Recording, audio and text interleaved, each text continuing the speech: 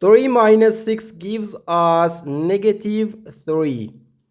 And here inside this parenthesis we have 2 minus 5, which equals negative 3. So negative 3 times negative 3 gives us positive 9. But this answer is not correct, because according to the order of operations, first we have to do parentheses, then exponents, then multiplication or division, and finally addition or subtraction. Remember that multiplication and division have equal priority and we have to work from left to right. And the same applies to addition and subtraction. In this expression, we have one subtraction, one multiplication, and one parenthesis. Inside this parenthesis, we have one subtraction. Here we have a multiplication.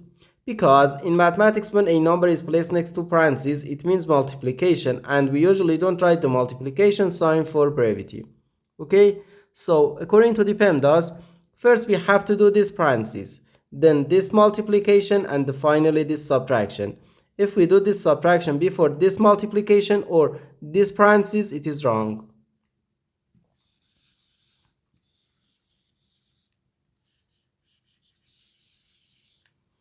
So first we have to do this parentheses. Inside this parentheses we have 2 minus 5, which equals negative 3.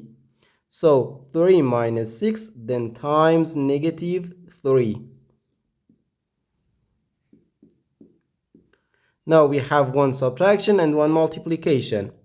According to the PEMDAS, multiplication has higher priority than subtraction, because multiplication comes before subtraction. So here first we have to do this multiplication. 6 times negative 3 gives us negative 18.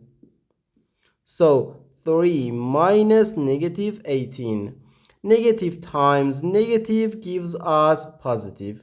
So 3 plus 18, which equals 21.